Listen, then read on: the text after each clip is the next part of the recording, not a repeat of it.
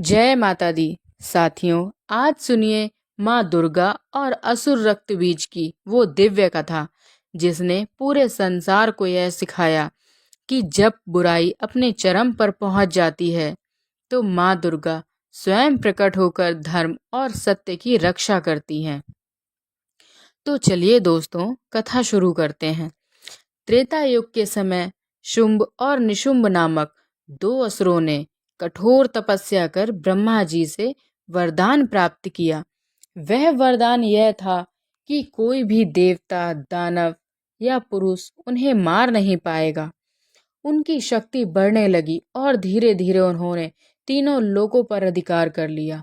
देवता अपने स्वर्ग से निकाले गए, यज्ञ और पूजा पाठ रुक गया और हर जगह अत्याचार बढ़ गया। देवता निराश होकर माँ दुर्गा की शरण में गए।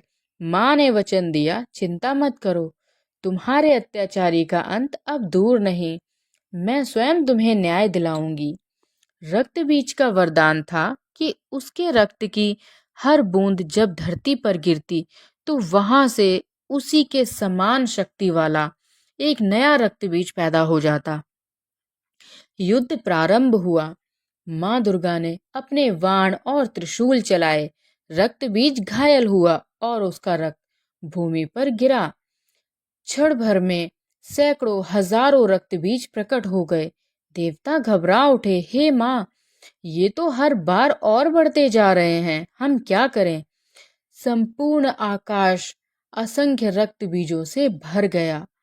प्रत्येक का रूप भयंकर और शक्ति अपार थी। ऐसा लग रहा था मानो बुराई की सेना अनंत हो गई हो। माँ दुर्गा ने अपनी भ्रुकुटी से एक और रूप प्रकट किया। वह रूप था माँ काली का रूप। उनका रूप अत्यंत विकराल था।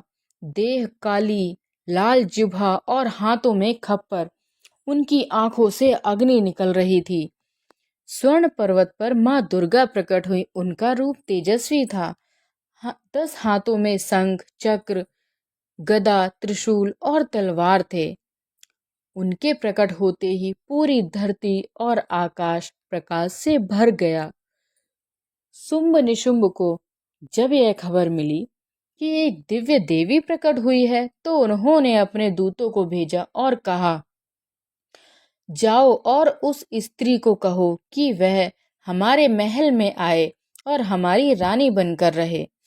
माँ दुर्गा ने मुस्कुराकर उत्तर दिया, मैं उसी पुरुष को पति चुनूंगी जो युद्ध में मुझे पराजित करेगा।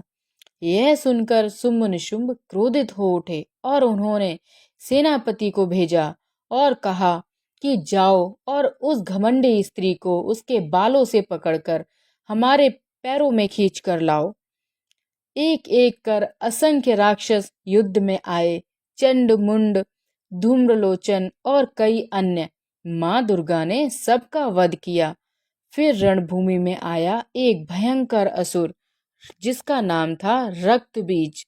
माँ दुर्गा ने आदेश दिया, हे काली, रक्त बीज का रक्त भूमि पर न गिरने देना। माँ काली ने अपनी विशाल जिह्वा फैलाई। जब भी रक्त बीज घायल होता और उसकी रक्त की बूंद गिरती, माँ काली उसे तुरंत पी जाती। इस प्रकार कोई भी रक्त की बूंद जमीन पर नहीं गिरने दी और रक्त बीज की सेना उत्पन्न ना हो सकी। धीरे धीरे माँ दुर्गा ने अपने त्रिशूल और तलवार से रक्त बीज को घायल किया।